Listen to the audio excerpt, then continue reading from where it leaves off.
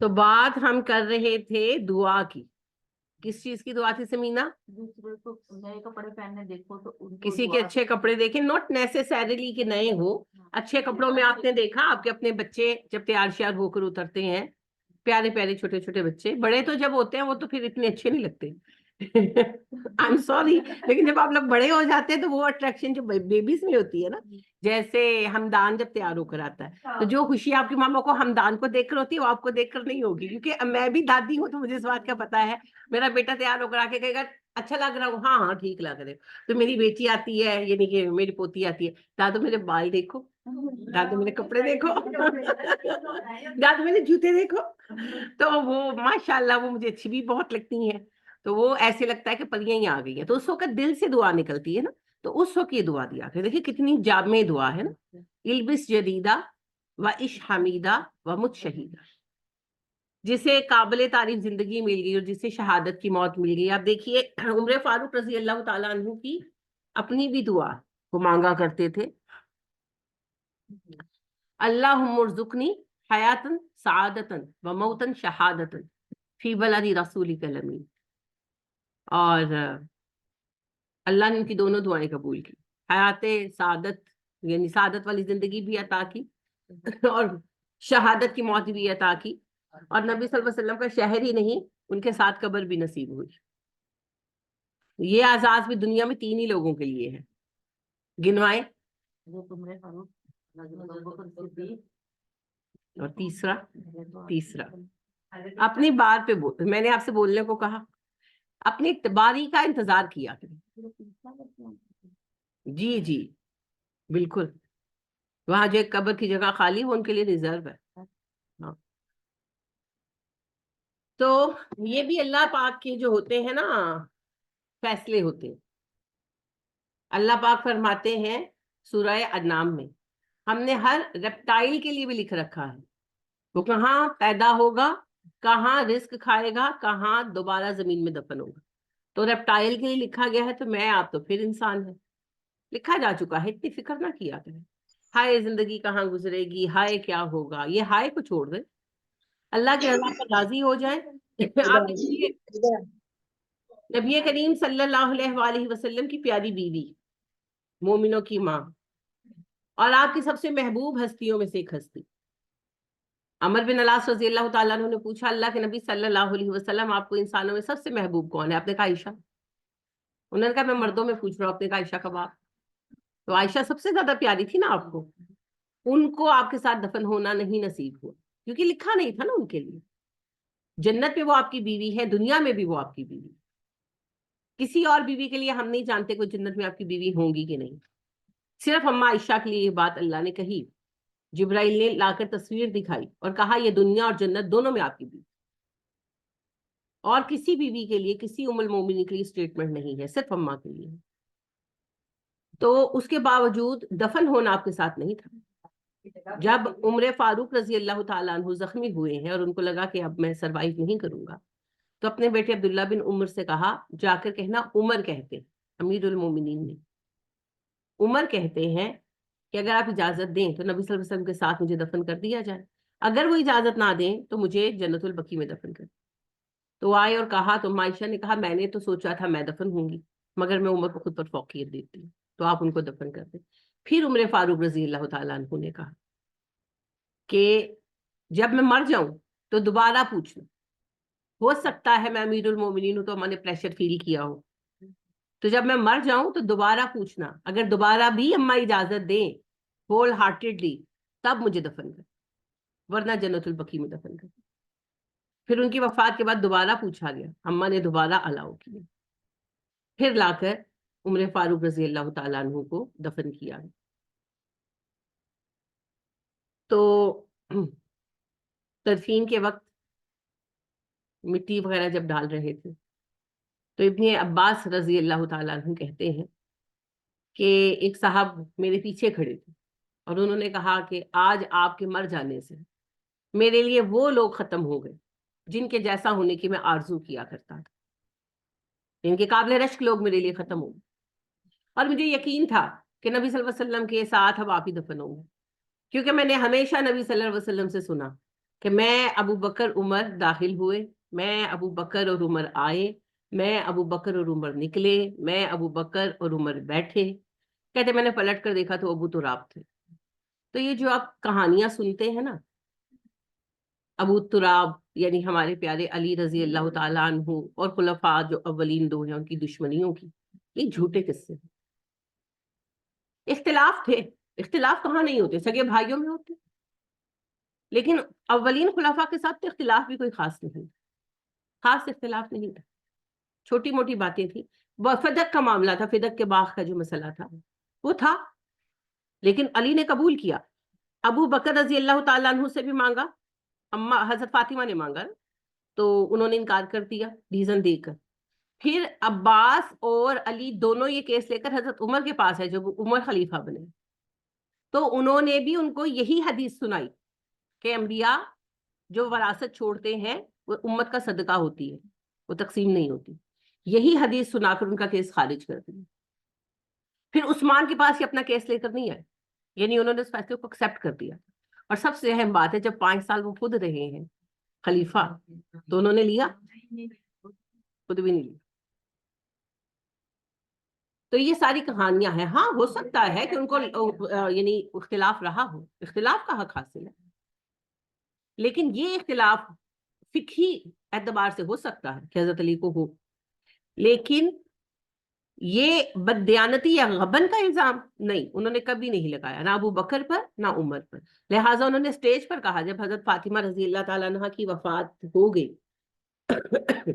تو انہوں نے کہا، ابو بکر کو میسج بھیجا کہ آپ میرے گھر آ کر مجھ سے ملیں اکیلے. تو کچھ صحابہ نے منع بھی کیا کہ نہ جائیں، اکیلے نہ جائیں. تو ابو بکر نے کہا نہیں، مجھے ابو تراب سے کوئی خطرہ نہیں. ان کے گھر گئے. اب آپ دیکھیں امیر المومنین کا کیا مطلب ہے، جیسے آپ اپنے پرائم منسٹر کو ووٹ تب دوں گا جب میرے گھر آ کے مجھے، اور وہ پرائم منسٹر ہو، ورکنگ پرائم منسٹر، ان کو آ کر ملنا چاہیے. نہیں، ابو بکر گئے ان کے گھر، 2-3 گھنٹے کی ملاقات ہوئی دونوں میں. ان دونوں میں کیا باتیں ہوں وہ صرف وہی دونوں جانتے ہیں، کوئی نہیں جانتا. بڑے گھوڑے دوڑائے ہیں سنیوں نے بھی شیعوں نے بھی، لیکن کوئی گھوڑا ان تک پہنچ نہیں پایا نا، کیونکہ نہ کبھی علی نے بات کی کہ کیا بات ہوئی، نہ ابو بکر نے بات کی رضی اللہ تعالیٰ عنہما. بھائی 2 بھائی تھے بیٹھے آپس میں، جو بھی ان کے کوئی گلے شکوے تھے پرسنل وہ دور ہو گئے.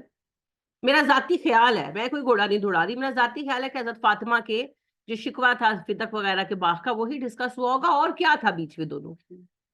لیکن اینی ویز مجھے تو اس بات کا کوئی اشتیاق ہی نہیں ہے جاننے کا. پھر وہی بات ہے، 2 بھائی تھے، سگے بھائیوں سے بڑھ کر 2 ساتھی تھے.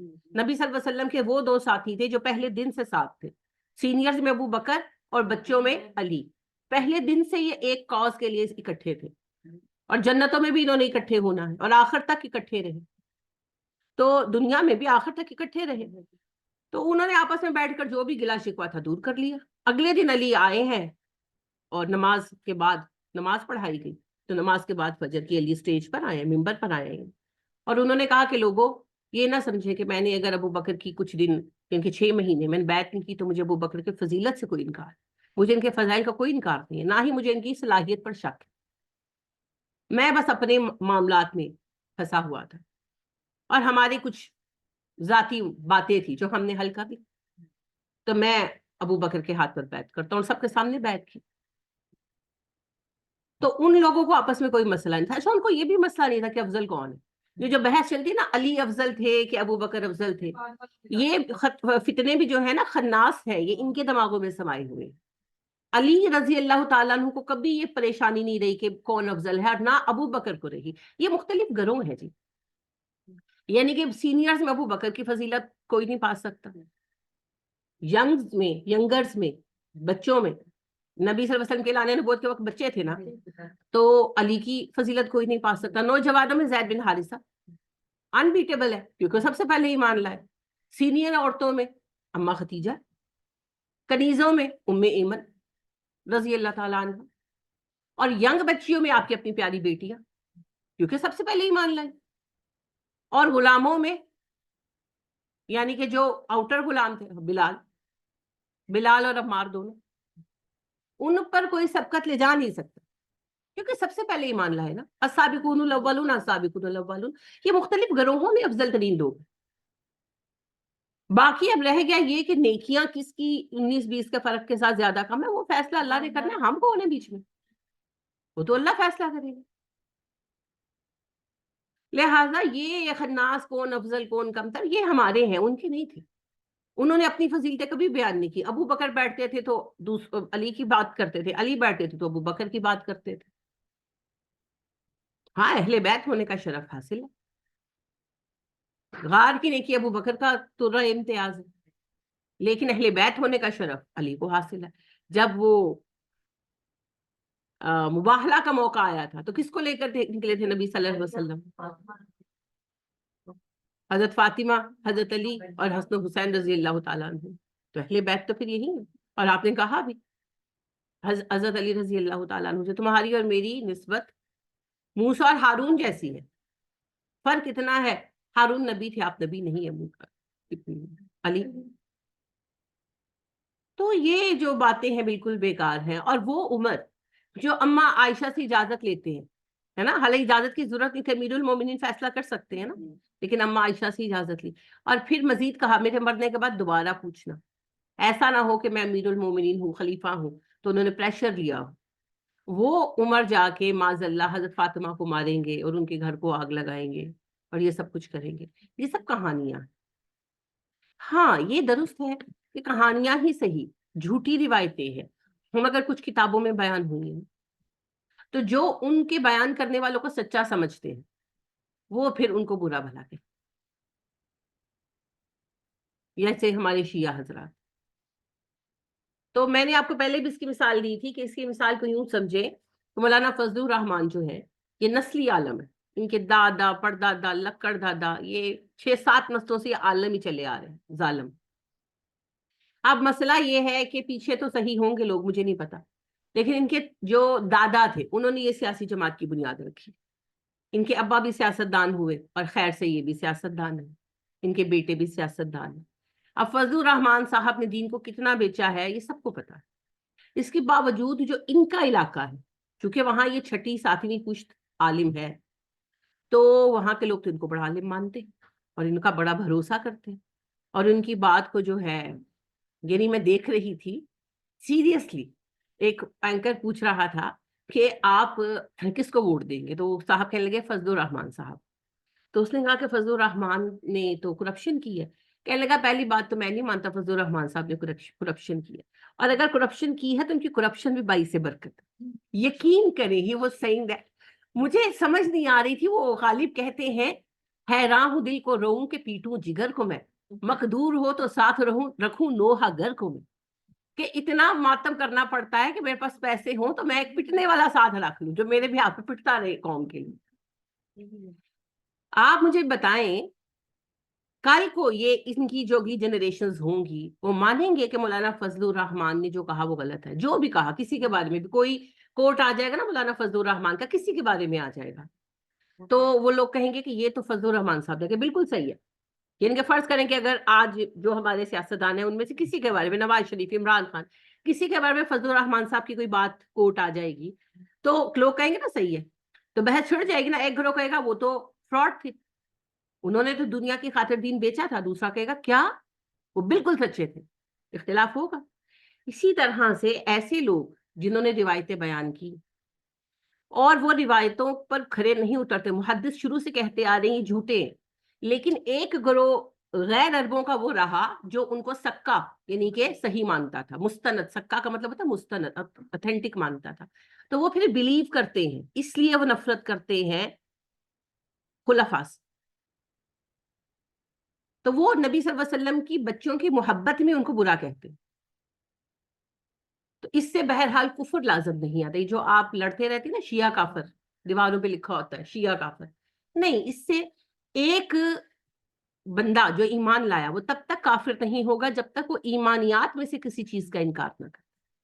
ابھی کل ہی مجھ سے یہ کوشچن ایک بچے نے کیا کہ ہم تو مومن بھی نہیں ہیں. میں نے کہا وہ کیسے؟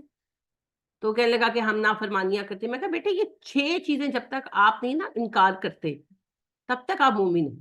ایمان باللہ، ایمان بالرسول، ایمان بالکتب، ایمان بالملائکہ، ایمان بالآخرہ، اور ایمان بالقدر شرعی و خیری. جب تک ان 6 چیزوں کا آپ انکار نہیں کرتے آپ کافر نہیں ہو سکتے بھائی. کفر نہیں لازم ہے. گناہگار ہو سکتے ہیں, کم درجے کے مومن ہو سکتے ہیں, رہیں گے مومن. ایک انسٹیٹیوٹ میں رہ کر آپ فیل بھی ہو جاتے تو آپ اس کے اسٹوڈنٹ تو رہتے ہیں نا. ایکسپیل ہو جانا اور اسٹوڈنٹ ہونا, دیز آر 2 ڈفرنٹ تھنگس. اسی انسٹیٹیوٹ کے وہ حصے میں آئے گا. وہ ناصر یزدانی کا شعر ہے, یہ کانٹے بھی تو فصل گل کے پروردہ ہیں یزدانی, انہیں بھی گلستاں کی آبرو کہنا ہی پڑتا ہے. فیل ہونے والے بھی ہیں تو اسی انسٹیٹیوٹ کے لوگ نا, تو انسٹیٹیوٹ سے جڑے ہوئے تو سپلی سے ہی کچھ تو ہوگا. لہٰذا مومن ہونا اور نہ ہونا دیز آر 2 ڈفرنٹ تھنگس. لہٰذا شیعہ حضرات کا صحابہ کو غلط کہنا, برا کہنا گناہ کبیرہ ہے, لیکن گناہ کبیرہ ہے, کفر نہیں. ٹھیک ہے, ان سے بڑا مسئلہ جو ہے نا وہ ہمارا ہے سنیوں کا شرک. جو شیعہ نیچے والے شرک کرتے ہیں وہ ذوالجناح وغیرہ کو لے کر, میں ان کی حمایت نہیں کر رہی, میں صرف ان شیعہ کی بات کر رہی ہوں جو شرک نہیں کرتے. شرک نہیں کرتے لیکن صحابہ کو برا بھلا کہتے, ان اللہ و انا الیہ راجعون. تو یہ نہیں ہے کہ ان کے اس گناہ کا حساب نہیں ہوگا, تلیں گے جی, نامہ عمل تلیں گے نا. پھر کیا اصول ہے, نامہ عمل تلنے ہیں, گناہ گناہ میں, نیکی نیکی میں, پھر کیا اصول ہوگا. فَأَمَّا مَنْ ثَقُلَتْ مَوَازِينُهُ فَهُوَ فِي عِيشَةٍ رَاضِيَةٍ وَأَمَّا مَنْ خَفَّتْ مَوَازِينُهُ فَأُمُّهُ هَاوِيَةٌ. جس کے نیک عمل بھاری ہو گئے مزے کرے گا, جس کے نیک عمل ہلکے ہو گئے سزا پائے گا. سادی سی بات ہے. گناہ کبیرہ ہے لیکن کفر نہیں. ٹھیک ہے, کسی کو کفر کا فتویٰ دے کر, پتہ امت کو بکھیریں, جتنا بکھیریں بکھرتی جائے گی. تو اب پھر کیا کیا جائے, اس پوائنٹ پر آئیں جو متفق کا ہے, اور وہ پوائنٹ ہے نبی صلی اللہ علیہ وسلم کے ساتھ. ٹھیک ہے. تو انفارچونیٹلی اصل میں نا یہ چیزیں بدلے کے طور پر رائج ہو گئی. جیسے میں نے آپ کو بتایا کہ امیر معاویہ نے علی رضی اللہ تعالیٰ عنہ پر تبرہ کی رسم جاری کی. اب وہ صحابی ہیں رضی اللہ تعالیٰ عنہ, ان کے ذمے بہت سارے کام ہیں, شام کی فتح ہے, بہت کچھ ہے, لیکن اس سب کے ساتھ یہ گناہ کبیرہ بھی ان کے ذمے ہے کہ ان کے حکم پر پوری اسلامی مملکت میں ممبر پر جمعے کے دن حضرت علی کو لعنت کی جاتی تھی. اور حدیث میں بخاری میں الفاظ آئے ہیں, مسلم میں الفاظ آئے ہیں, کہا جاتا تھا لعن اللہ علی ابو تراب. اب یہ گناہ ہے اور اس کا ذمہ سارا ان پر ہے, اور یہ کافی عرصہ جاری رہا. تو بات یہ ہے کہ یہ گناہ کبیرہ بھی ہے اور نیکیاں بھی ہیں ان کی بہت ساری. اب یہ بیلنس قیامت کے دن ہوگا, یہ ہم نہیں کر سکتے, لیکن اس بنا پر ہم ان کو منافق یا کافر نہیں کہیں گے, یہ ہمیں حق نہیں. وہ منافق تھے کہ نہیں تھے یہ اللہ کو پتا ہے, کافر بالکل نہیں تھے, کیونکہ ان باتوں سے کفر لاحق نہیں ہوتا. کفر تو صرف انکار سے لاحق ہوتا. اور اصل بات یہ کہ وہ اب ایک ریونج چل گیا نا, کہ یعنی کہ انہوں نے علی کو برا کہا, اب ہم پلٹ کر ان کو کہیں, تو وہ پھر گالیاں دیتے ہیں اور ساتھ خلفائے راشدین کو بھی معاذ اللہ لپیٹے میں لیتے ہیں. اس کا سبب کچھ انتقامی بھی ہے اور کچھ یہ کہانیاں ہیں کہ جی حضرت فاطمہ کو مارا اور یہ کیا. لیکن میں یہی بات کہہ رہی ہوں کہ جو عمر تدفین کی اجازت ملنے کے بعد بھی کہتے ہیں کہ میرے مرنے کے بعد دوبارہ کنفرم کرنا, کہ ایسا نہ ہو کہ پریشر میں کہہ دیا ہو اماں نے, تو وہ عمر بھلا نبی کی بیٹی کو ماریں گے. اور وہ عمر آپ دیکھیں کہ میں آپ کو کئی بار بتا چکی ہوں کہ جب حضرت عمر فاروق رضی اللہ تعالیٰ نے الاؤنسز مقرر کیے تو زید بن حارثہ جو تھے ان کا الاؤنس, زید بن حارثہ کے بیٹے اسامہ بن زید کا الاؤنس عبداللہ بن عمر سے زیادہ رکھا. عبداللہ بن عمر کو برا لگا, انہوں نے کہا کہ ابا جس وقت اسامہ چھوٹے سے بچے تھے, میں اس وقت جنگوں میں حصہ لے رہا تھا, میرا کس حساب سے آپ نے الاؤنس کم رکھا. عمر فاروق نے یوں رکھا تھا نا کہ بدری صحابہ کا زیادہ, پھر اس سے بعد والے, اس سے بعد ایمان کے اعتبار سے الاؤنسز رکھے تھے. تو عمر فاروق رضی اللہ تعالیٰ عنہ کے اس کیٹیگری کے اعتبار سے عبداللہ کا الاؤنس اسامہ سے زیادہ بنتا تھا, لیکن انہوں نے اسامہ کا زیادہ رکھا. تو وہ کہنے لگے کہ آپ نے اس کا کیسے زیادہ رکھا, میں تو اس سے سینئر ہوں. تو عمر فاروق رضی اللہ تعالیٰ عنہ نے کہا ہاں میں جانتا ہوں, لیکن جتنا محبوب اسامہ کا باپ تھا نبی صلی اللہ علیہ وسلم کو, تمہارا باپ نہیں تھا بیٹے, اور جتنا پیار آپ اسامہ سے کرتے تھے تم سے نہیں کرتے تھے بیٹے. تو عبداللہ چپ ہو گئے. تو جو آپ دیکھیں کہ as a matter of fact Zaid نبی صلی اللہ علیہ وسلم کے غلام تھے نا, آپ نے آزاد کر دیا تھا. جو اس نسبت کا خیال رکھیں گے نبی کی بیٹی پر ہاتھ اٹھائیں گے؟ اور یہ وہ کیسے ممکن ہے؟ جنت اللہ عنہ کے زمانے میں وہ تو فوت ہو گئی تھی، تو کب کہتے ہیں یہ مارا؟ تبھی کہتے ہیں نا، تبھی کہتے ہیں، ان کا یہ ماننا ہے، یہ ان کے بیان کرنا ہے، کہانیاں ہیں نا یہ ساری روایتیں. میں نے آپ سے پہلے بھی عرض کیا تھا کہ یہ ساری روایتیں ایک ہی کتاب سے ہیں. اور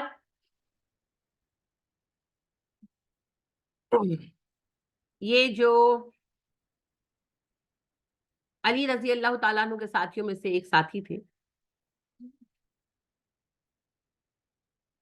سلیم، انہوں نے پناہ لی تھی، سلیم حلالی، انہوں نے پناہ لی تھی ایک شخص کے پاس، پھر وہ وہی وفات پا گئے. تو وہ جو بندہ تھا اس نے یہ کلیم کیا کہ انہوں نے مرنے سے پہلے مجھے ایک کتاب دی ہے، ٹھیک ہے، اور اس کتاب میں یہ ساری باتیں انہوں نے لکھی ہیں، اور وہ لوگوں کو وہ کتاب پڑھ پڑھ کے سناتا تھا. اب وہ اس کے پاس تھے، یہ بات تو صحیح ہے.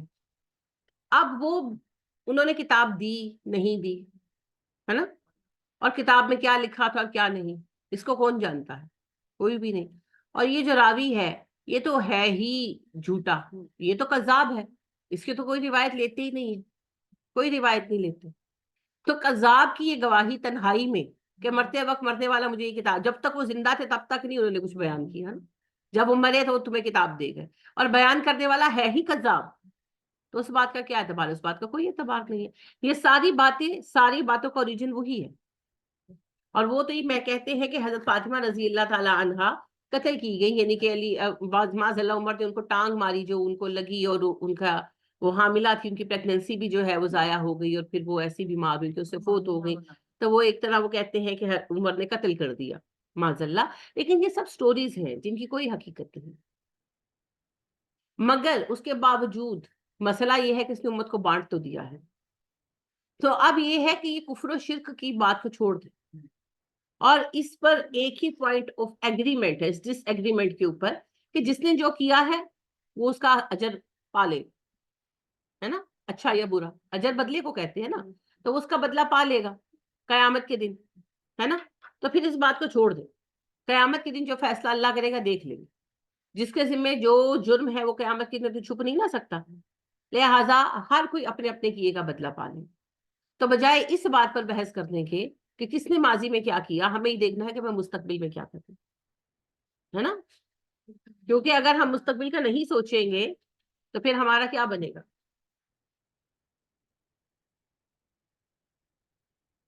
نہ سمجھو گے تو مٹ جاؤ گے ہندوستان والوں، تمہاری داستان تک بھی نہ ہوگی داستانوں میں. کیا مطلب ہے اس بات کا؟ کہ اگر ہم لوگ اپنے آپ کو بدلیں گے نہیں تو اس کے نتیجے میں کیا ہوگا؟ سارا کچھ ختم ہو جائے گا جی. اس سارے خاتمے سے، اس ساری تباہی سے بچنے کا راستہ کیا ہے؟ ہم لوگ ماضی کو اس کے حال پہ چھوڑ دیں، اور آخرت کا دن کس لیے ہے؟ فیصلے کا دن ہے نا، جزا کا دن ہے. تو جس نے جو کیا وہ پالے گا، لہذا سب کے اعمال چھوڑ دے. یہاں تک کہ یہود نے جو بحث چھیڑ رکھی تھی نا عربوں کے ساتھ، کہ ابراہیم جو تھے وہ یہودی تھے اور عیسائی کہتے تھے عیسائی تھے، اور کفار مکہ تو کہتے تھے بت پرست تھے. وہ کہتے تھے ہم دین ابراہیمی پر ہیں. تو اس کا مطلب کیا تھا؟ ابراہیم کا دین یہی تھا، ابراہیم بت پوجتے تھے. تو اللہ پاک نے بار بار کہا نہیں ہے ابراہیم نہ یہودی نہ نصرانی نہ مشرک. پھر آخر میں فائنل بات کی، قد خلت امت من قبلکم ولا تسألون عما كانوا يعملون. وہ تم سے پہلے گزر گیا ایک گروہ ہے، تم سے ہم نے یہ نہیں پوچھنا انہوں نے کیا کیا تھا، تم اپنی بات کرو. جو ابراہیم نے کیا اس کا حساب ابراہیم دے لیں گے، تم اپنی بات کرو. تو وہی اصول ہمیں بھی پکڑنا ہوگا، ورنہ اس امت کو آپ ایک نقطے پر جمع نہیں کر سکتے. کیونکہ جس کتاب کو وہ مانتے ہیں ہم نہیں مانتے، اور جس کتاب کو ہم مانتے ہیں وہ نہیں مانتے. تو پھر کیسے؟ ہاں ایک کتاب ہے جسے ہم سب مانتے ہیں، قرآن، تو اس پر اکٹھے ہو جائے. کیونکہ اس وقت امت کو اتحاد کی بہت ضرورت ہے، اور یہ قیامت کی فتنوں سے فتنہ ہے. کیا؟ اختلاف. اختلاف کا اتنا بڑھ جانا کہ دو لوگ اکٹھے نماز نہیں پڑھ سکتے، ہے نا، کہاں پڑھ سکتے ہیں. تو ہمیں ان سب سے نکلنا ہوگا. امت تباہی کے دہانے پر کھڑی. تو بات کہاں سے شروع ہوئی جناب؟ واپس چلے. بات شروع ہوئی تدفین سے. عیسیٰ دفن ہوں گے نبی صلی اللہ علیہ وسلم کے ساتھ. جو قبر کی ایک جگہ خالی ہے وہاں عیسیٰ علیہ السلام دفن ہوں گے. تو جس کا دفن ہونا مقدر ہے وہی دفن ہوگا. آپ کا رب لکھ چکا ہے اور آپ کا رب بیان کرتا ہے کہ میں ایک ایک ریپٹائل کے لیے لکھ چکا ہوں کہاں پیدا ہوگا, کہاں زندگی گزارے گا, کہاں دفن ہوگا. تو آپ کو اتنی ٹینشن کس بات کی ہے؟ ہر بچہ ڈپریس ہے. 10ویں کے 9ویں کے بچے ڈپریشن میں ہے نا. وہ لیول اے لیول کے اسٹوڈنٹس آتے ہیں جی مائیں لے کر ڈپریشن میں ہے. کس بات کا ڈپریشن ہے بھائی؟ ہم زندگی خود ریگولیٹ کرنا چاہتے ہیں, نہیں کر سکتے. آپ سانس لے سکتے ہیں اگلی, بس میں ہے, تو کس بات کا شور مچایا ہوا ہے؟ اپنی ایفرٹ کریں, رزلٹ اللہ پہ چھوڑ. ہم کام کر سکتے ہیں, رزلٹ میکر ہم نہیں, رزلٹ میکر وہ ہے. رزلٹ اس پہ چھوڑ دیں. آپ کا ہے کام کرنا, کام کریں. مالی دا کم پانی لانا پر مشکاں پاوے, مالک دا کم پھل پھول لانا. لاوے یا نہ لاوے اس کی مرضی. ہمیں صرف کام پر فوکس کرنا ہے. ہم سے حساب نتیجے کا ہونا ہے نہیں, ہم سے حساب ہماری بقدر استطاعت کام کا, یعنی کہ effort as much as possible, effort کا حساب ہوتا ہے. تو put your effort according to your strength. بس یہی اصول ہے. باقی کیا ہوگا کیا نہیں ہوگا, late it on Allah's behalf. اللہ کو پتا ہے نا. وہ اقبال کہتے ہیں نا زوال آدم خاکی زیاں تیرا ہے یا میرا, مجھے فکر جہاں کی ہو جہاں تیرا ہے یا میرا. دین اس کا, دنیا اس کی, معاملہ اس کا, میرا کام تو ورکر کا ہے. یعنی کہ جیسے میرا گھر ہے, میں اپنے ایک ملازم کو کہتی ہوں تم نے یہ کام کرنا ہے, اس کا کام وہ کام کرنا ہے. اب اس سے میرا گھر یعنی صحیح چلتا ہے یا غلط, یہ اس کا معاملہ نہیں.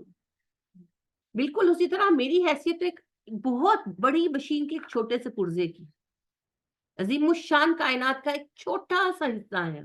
اتنا چھوٹا کہ میں کسی چیز سے مثال بھی نہیں دے سکتی. ہماری اس یونیورس کے اندر آپ دیکھیں کتنے ہی کلسٹرز ہیں, اربوں کلسٹرز ہیں, اور ہر کلسٹر کے اندر انگنت اربوں گلیکسیز ہیں, اور ہر گلیکسی کے اندر اربوں انگنت سولر سسٹمز ہیں. اور ہم اپنی گلیکسی کا ایک چھوٹا سا سولر سسٹم. دنیا میں ایسے ستارے ہیں کہ ایک ایک ستارے میں ہمارے سولر سسٹم جیسے ارب ارب سولر سسٹم سما سکتے ہیں. وہ اتنے بڑے, ایک ایک سٹار اتنا بڑا ہے, کئی سٹارز ہیں. تو ہمارا سولر سسٹم جو ہے, ہماری جو گیلیکسی ہے ملکی وے, اس میں 1.25 ارب سے زیادہ سولر سسٹم ایسٹیمیٹ کیے گئے ہیں, جن میں سے ایک سولر سسٹم ہمارا ہے. ہم کہاں بیٹھے, اور اس سولر سسٹم, یہ ہمیں دنیا کتنی بڑی لگتی ہے. تو آپ دیکھیں یونیورس کے آگے میں کیا ہوں. یعنی اس یونیورس کو دیکھیں جس میں ایک ذرے کی طرح ہے, جیسے سمندر میں ایک قطرہ ہے نا, اسی طرح اس یونیورس کے اندر ہمارا سولر سسٹم. اور پھر اس سولر سسٹم کے آگے میری مثال, ایک ہیومن بینگ کی مثال وہی ہے جو سمندر میں ایک قطرے کی. تو پھر میں کہاں ہوں, میری اوقات کیا ہے, یہ ہوں میں کہاں ہوں. اقبال صحیح کہتے ہیں, مقامی ہوں کہ آزاد مقام ہوں, جہاں میں ہوں کہ خود سارا جہاں. تو اپنی لامکانی میں رہے مست, مجھے اتنا بتا دے میں کہاں ہوں. تو دراصل یہ ہے میری اصل حقیقت. ہم بھول جاتے ہیں, پھر ڈپریشن کا نام دیتے ہیں. ہاں جی, میں یہ کروں گا, میں وہ کروں گا, میں دنیا بدل دوں گا. بدل بھی سکتے ہیں لیکن تبھی جب اللہ کی مدد حاصل. اور اللہ کی مدد حاصل کرنے کا ایک ہی راستہ, اللہ کے فرامین پر چلنا. لہذا اللہ کی رضا کے راستے پر چلے, اللہ کی رضا کو حاصل کرے, جو رب کریم نے حکم دیا وہ کرے. اور یہ سب کرتے ہوئے انشاءاللہ اللہ کریم آسانی عطا کرے. پھر اللہ کی رضا کے راستے پر چلتے ہوئے کامیابی کا کون سا رستہ کھلنا ہے وہ اس کو پتا. کامیابی صرف دنیا کی کامیابی نہیں ہوتی.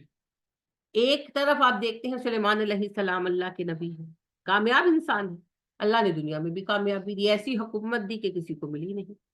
اور دوسری طرف بیچارے یحییٰ بھی ہیں, کامیاب تو وہ بھی اتنے ہی ہیں جتنے سلیمان تھے, مگر دنیا میں تو کامیابی نہیں ملی, شہید کر دیے گئے.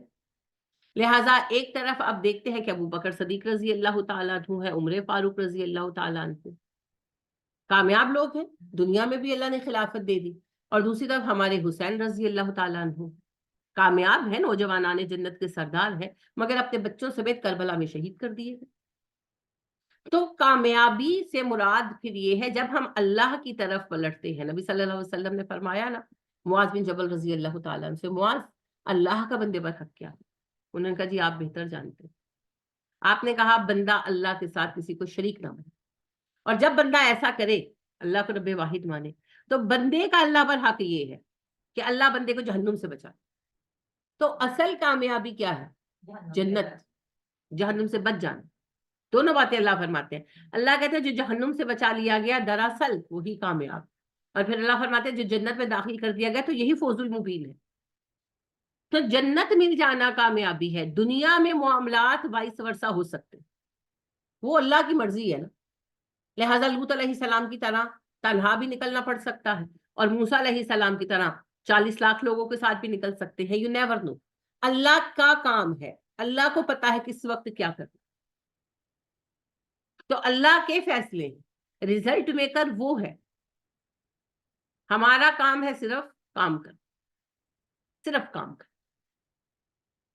کتنی کامیابی ملے گی دنیا میں وہ اس کو پتا, آخرت کی کامیابی ہے, ٹھیک ہے نا.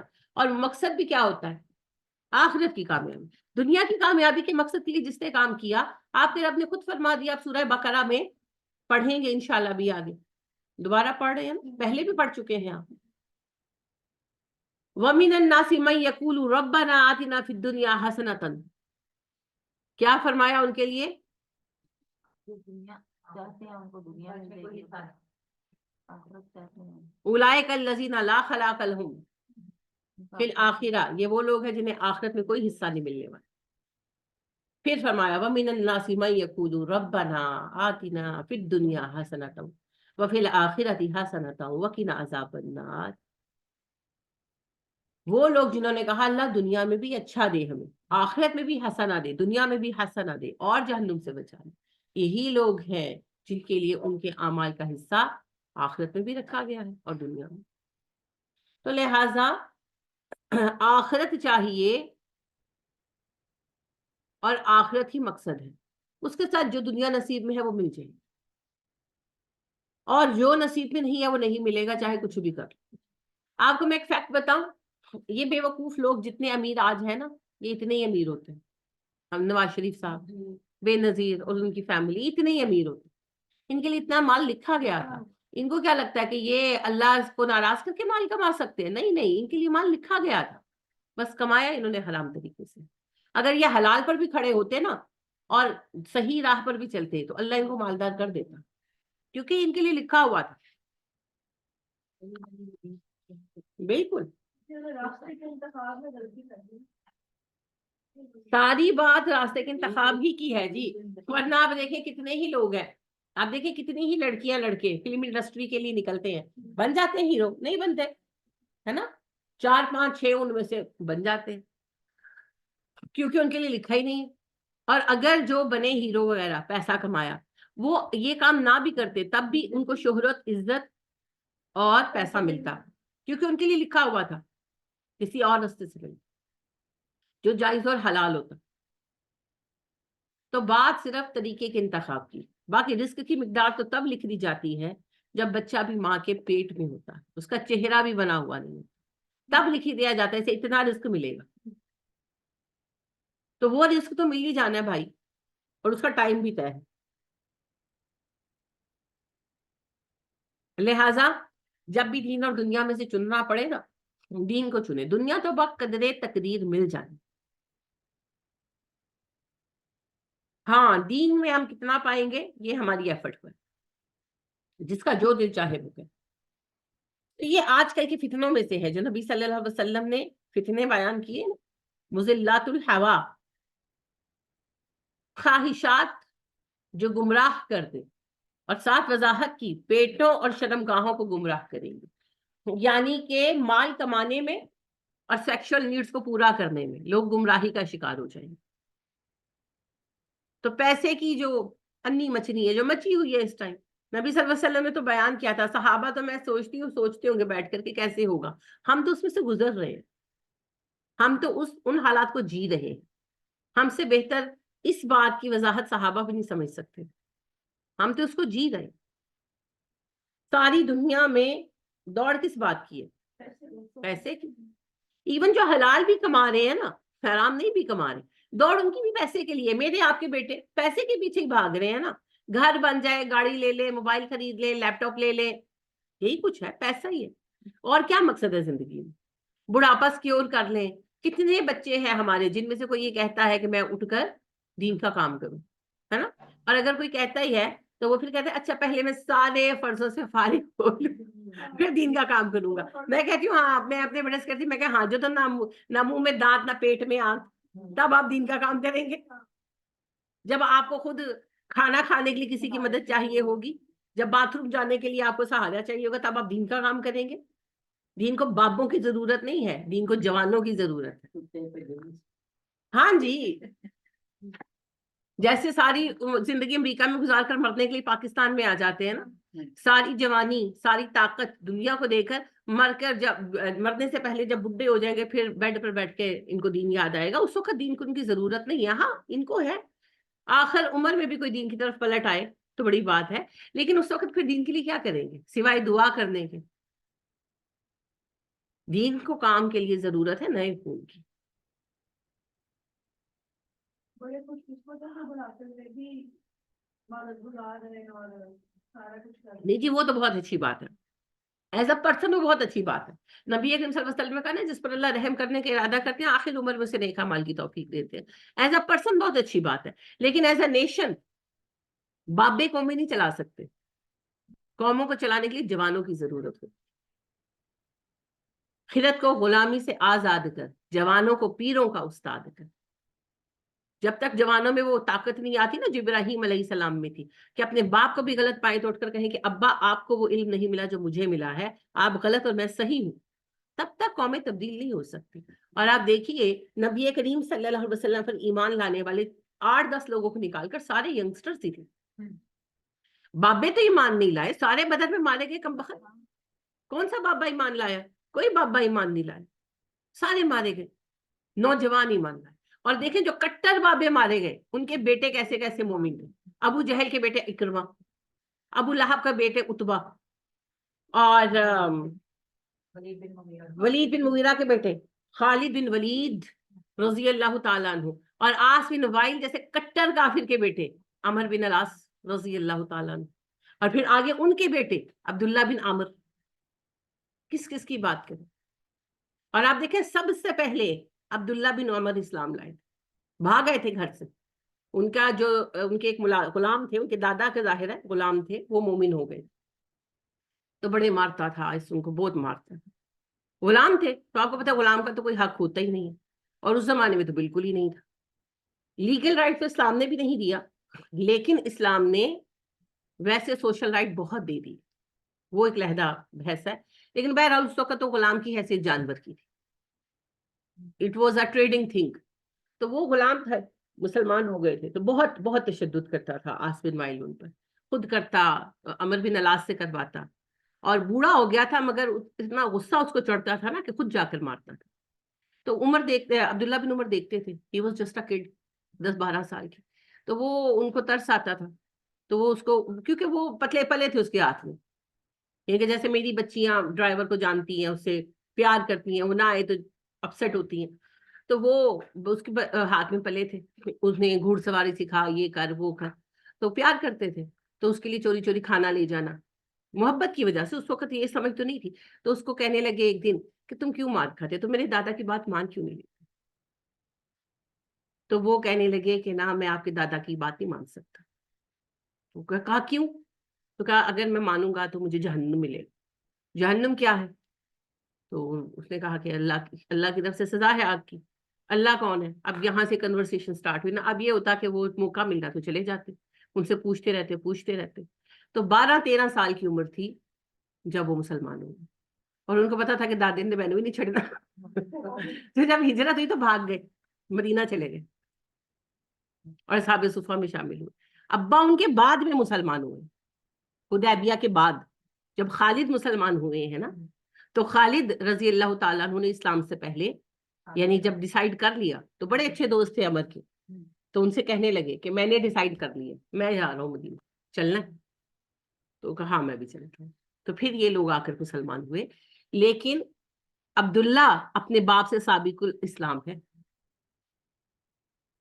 پھر عمر بھی اسلام لے آئے, تو عاص بن وائل تو کٹا کافر ہی مر گیا نا.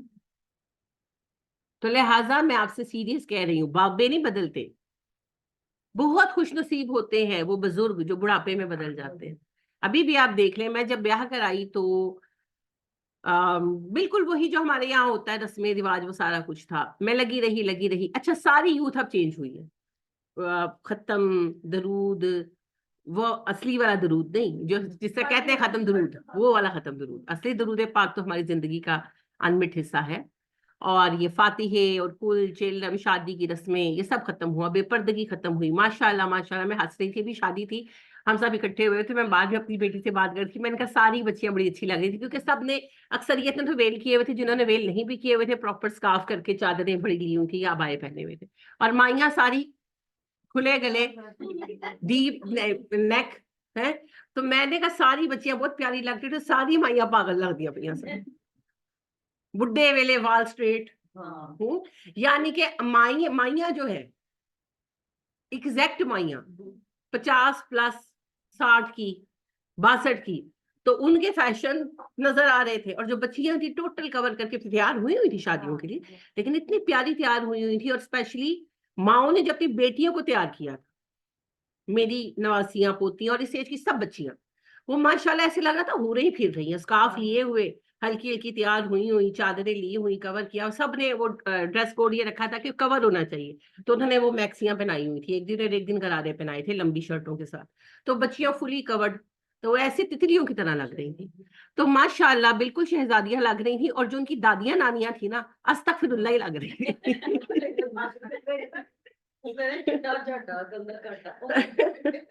صحیح بات ہے, چٹا چاٹا تے عقل دا کاٹا. تو میں وہی کہہ رہی تھی, میں نے کہا سچ فرماتے ہیں اللہ پاک, صرف نوجوان ہی تبدیلی قبول کرتے. بچے بدل گئے, بچوں نے اپنے بچوں کو بدل دیا, اپنی ماؤں کو نہیں بدل سکے کہ تسی بھی سر ٹک لاؤ بڈھے ویلے ہی سے. تو لہٰذا یوتھ چینج ہوتی. تو یہ جوانی میں دین پر نہیں, دین کی خدمت کرنا اور خود دین پر آنا, یہ دو الگ الگ چیزیں ہیں. یہ دو الگ الگ چیزیں ہیں.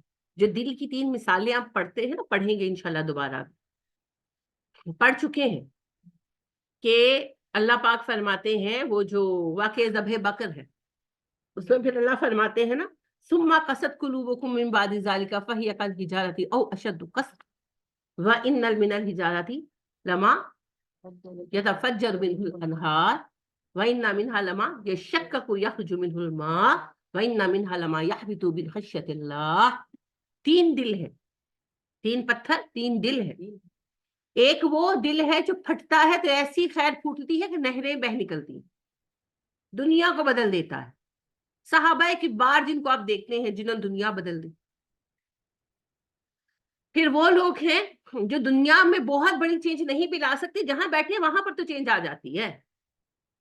تو جہاں جہاں انہوں نے اپنے خاندانوں کو بدلا, کام کیا. اور پھر وہ لوگ ہیں جو کسی کے کام تو نہیں آ سکتے, خود اپنے آپ کو بچا لیتے ہیں. یہ وہ ہے جنہوں نے صرف اپنے آپ کو چینج کر لیا. یہ بھی بڑی بات ہے, یہ چھوٹی بات نہیں ہے, مگر یہ پھر اپنی ذات کے لیے ہے. اس کی مثال ہے ابو قحافہ رضی اللہ تعالیٰ عنہ, آخر میں مسلمان ہوئے, خود الحمدللہ جنتی ہیں, لیکن کسی کے نفع میں وہ حصہ نہیں لے سکے. جو ابو بکر سے خیر جاری ہوا, وہ پہلا دل کی قسم کے دل کے مالک تھے, یعنی وہ پہلی خیر کے مومن تھے کہ اولین جتنے لوگ مسلمان ہوئے ہیں ان میں سے آدھوں کا کریڈٹ تو ابو بکر کو جاتا ہے.